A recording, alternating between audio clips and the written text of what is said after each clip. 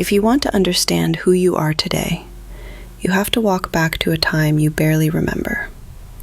A time before language, before ambitions, before you even had a name you could comprehend. Those first few years of your life weren't just early childhood. They were the years that wrote the blueprint. People think they develop personalities over time, but the truth is less random and much more precise. You were programmed, softly, quietly, and without your consent. Imagine your mind back then as open land. No buildings, no structures, no logic, no filters. Anything said to you didn't land as words, it landed as truth.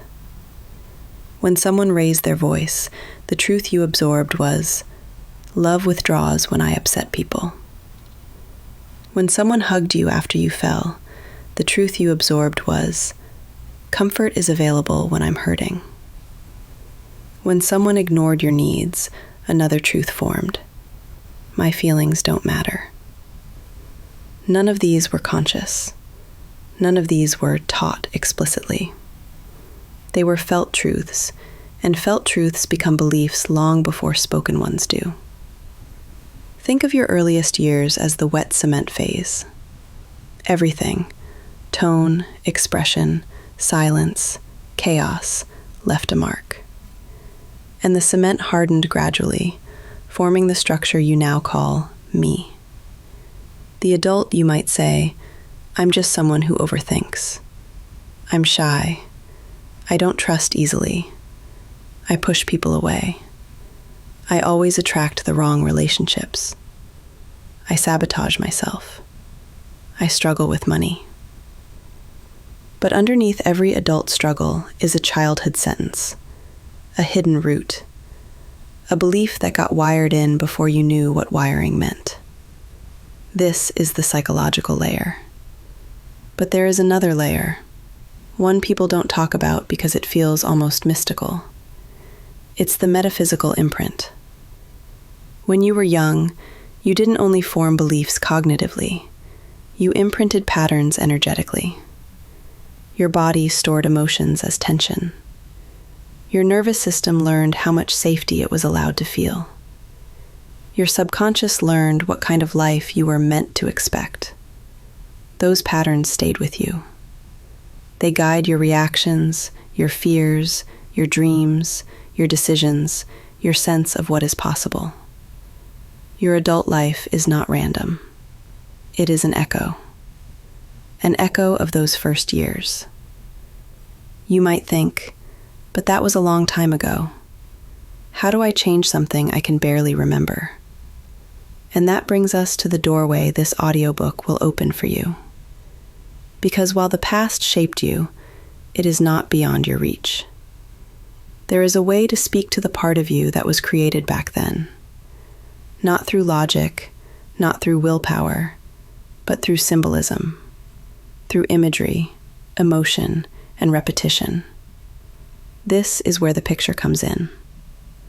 When you hold a picture of your younger self, maybe you're 4, maybe 7, maybe a teenager who still believed in magic, you are not just looking at a memory.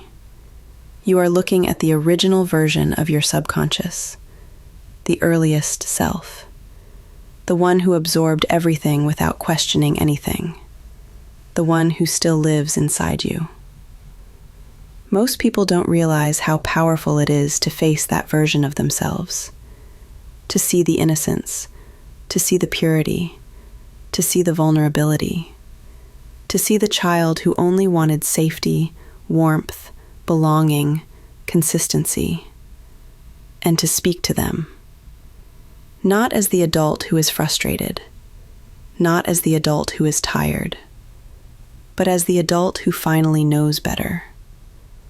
Affirmations become different when spoken to a photograph of your younger self. They bypass your current walls. They bypass your skepticism. They bypass the adult defenses you've spent years perfecting. Your younger self believes you, because the subconscious doesn't distinguish between memory and imagination. It recognizes the emotion, your tone, your intent, your warmth. When you say, "You are worthy," the child inside whispers, "Maybe I always was." When you say, "You are safe now," the nervous system loosens the tension it's held for decades. When you say, "You deserve good things," old survival patterns soften.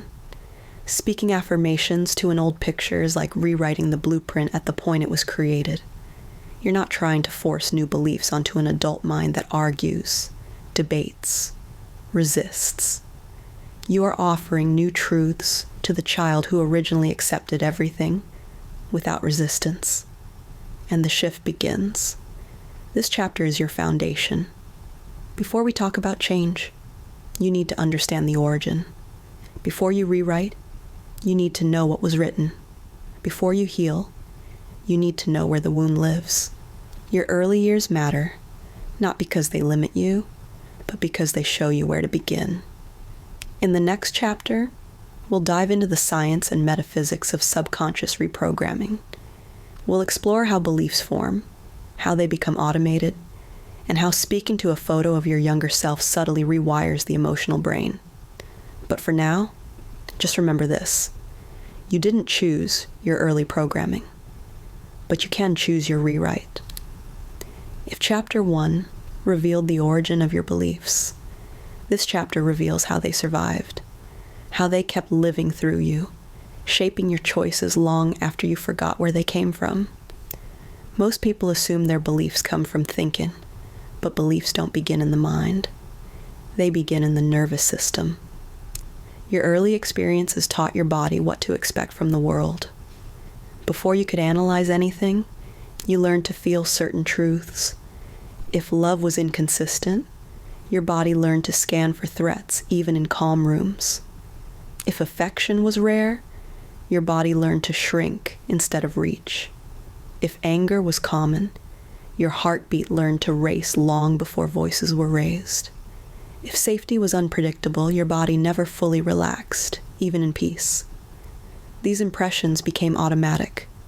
Not thoughts, not ideas, not memories, programs. And because they were emotional programs, not logical ones, they followed you into every chapter of your life. You can have a brilliant mind, a strong personality, even a successful career, but your emotional rules, the ones set in childhood, still run the background code. That's why you can want something deeply but sabotage it effortlessly. Why you can dream big but act small. Why you can crave intimacy but pull away when someone gets too close. Why you can want money yet feel unworthy of abundance. Why you can know better, logically, but still feel stuck. Emotionally, your childhood wrote the blueprint. Your subconscious enforces it.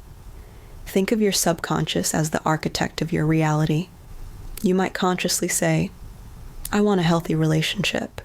But if the unconscious blueprint says, "Love feels dangerous," then your body will steer you toward people who recreate the familiar chaos, and away from people who offer genuine safety. Not because you're broken, but because your subconscious is loyal to what it knows. The familiar feels safer than the unknown, even when the familiar is painful. Here's the deeper truth most people never learn. Your subconscious does not respond to information. It responds to identity. That is why affirmations often don't work when you repeat them to yourself as an adult. You're speaking new words to an old identity. You say, "I'm confident," but your identity says, "No." You're the child who had to stay quiet to survive. You say, "I deserve wealth," but your identity whispers. You're the child who learned not to ask for too much. You say, "Oh, I'm worthy of love," but your identity remembers. You were rewarded for being useful, not for being yourself. Affirmations fail when identity resists. Identity resists because it was shaped in the years when you had no defenses. This is where the metaphysical method becomes powerful. Speaking affirmations to your younger self isn't just symbolic. It directly targets the identity that formed those original beliefs.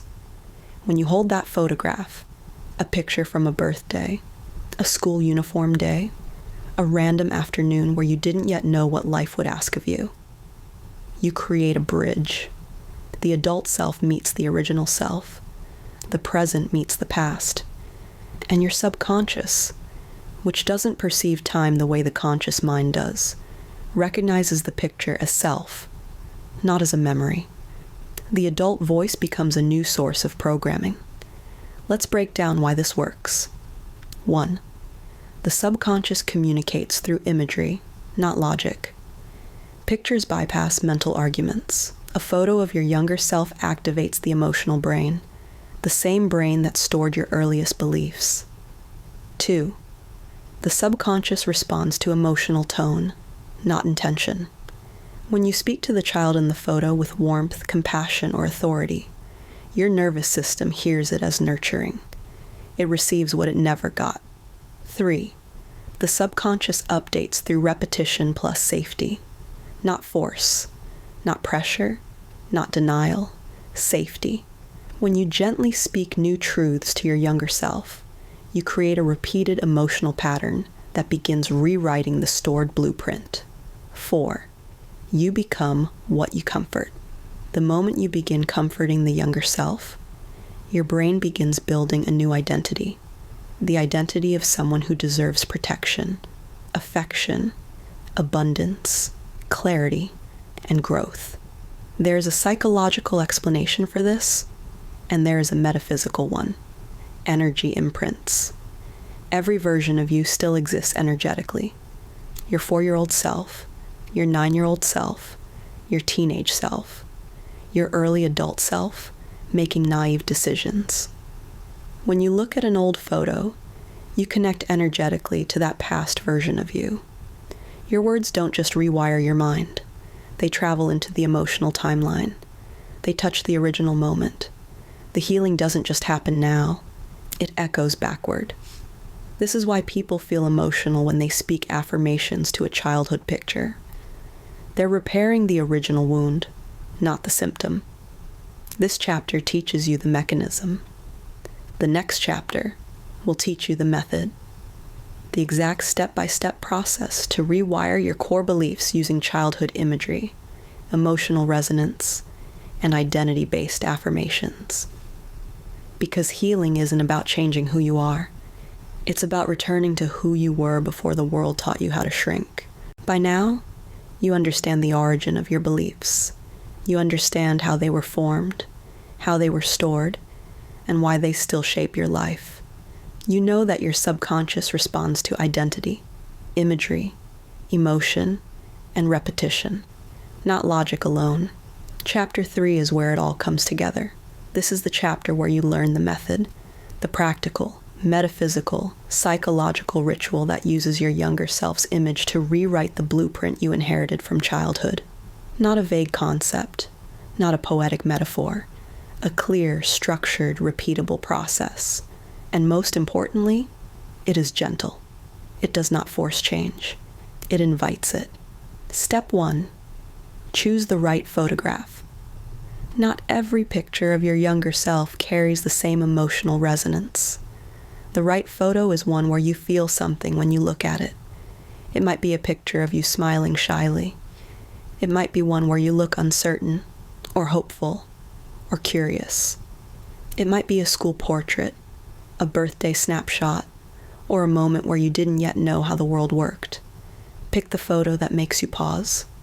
Pick the one that awakens a softness in your chest, or a heaviness, or a sense of recognition. That emotional response is your subconscious opening the door. It's your nervous system saying, "This is the version of me that needs to hear new truths." Once you choose the photo, hold it, look at it. Not quickly, not analytically. Just look. Let the memories stir, even if they're blurry or incomplete. Let the feelings rise, even if they don't make sense. This step alone begins the shift. Step 2. Create the space. You don't need candles, incense, or rituals, unless you want them. What matters is that you create a moment of stillness. This is not something you rush. Find a quiet place. Sit comfortably. You can dim the lights if it helps. You can place your phone on silent. Let the room breathe with you. Your subconscious is sensitive to environment. A calm space signals safety. Safety opens the emotional gates. Step 3. See the truth in the photo. This is where most of the power lies. Look at that younger version of yourself and acknowledge something that adults rarely admit. They were not weak. They were not dramatic. They were not too sensitive. They were learning the world with no protection but their own innocence. See the child in the picture as if they were someone you were responsible for, someone you would protect, someone you would never talk down to, someone whose feelings you would honor. When you see yourself that way, something remarkable happens. Your subconscious realizes that you are now the protector. You become the adult that younger you always needed. And once the subconscious feels that, it becomes ready to receive new instructions. Step 4. Speak the identity-based affirmations. This is the core of the process. And these are not generic affirmations. They are identity-level messages aimed at the emotional root. Messages your younger self was supposed to hear. Speak slowly, warmly, with intention. You are not talking to a picture. You are talking to the blueprint. Here are the affirmations. Take your time with each one. Let them land. You were always good enough, even when no one said it. You deserve protection, and I'm here now to give you that. You didn't have to earn love. You were born worthy of it. Your feelings were real. Your needs mattered. You were always meant for abundance, not survival. Nothing was wrong with you. You were adapting to the chaos around you. I see you. I hear you. And I'm not leaving you again. From now on, we rise together. These are not words. They are replacements. Each one replaces a belief formed in your earliest years. When you speak them, imagine your younger self absorbing each truth without resistance, because that part of you still believes everything you say. Step 5. Anchor the feeling. After you speak the affirmations, close your eyes. Hold the picture gently. Let emotion move through you. If you feel warm, heavy, emotional, or relieved, this is the shift happening. Your subconscious does not update from words. It updates from felt emotion. Let yourself feel whatever comes. If you feel sadness, it means the blueprint is loosening. If you feel peace, it means it's accepting the new narrative. If you feel nothing at all, it simply means the layers are thick, but they are shifting. Nothing you feel is wrong. This step anchors the change. Step 6. Repeat and reinforce. You don't need to do this ritual every day, but you should do it consistently. 2 or 3 times a week is enough. Every time you do it, you rewire the blueprint a little more. You soften an old belief. You strengthen a new one. In a few weeks, your behaviors shift without forcing them. Your reactions soften. Your fears weaken. Your confidence rises quietly. Your decisions become cleaner. Your self-worth strengthens, because you are no longer operating from the abandoned child, but from the protected one. Step 7. Watch your life change. The moment your identity updates, your life responds. You stop chasing people who don't value you. You stop shrinking in rooms where you belong. You stop attracting relationships that mirror old wounds. You stop sabotaging opportunities that match your potential. You stop living in survival mode. You stop mistaking chaos for normal. And for the first time, you feel something new. A calm sense of worthiness that doesn't need proof. This is the moment you realize you didn't heal the child inside you. You became the adult they always deserved. And life rearranges itself to match that truth. Your younger self is not a memory. They are your foundation, your blueprint, your emotional core. When you speak to them, you rewrite the rules of your entire reality. This is the power you've always had. The power to return, rewrite, and rise. And now you know how to use it.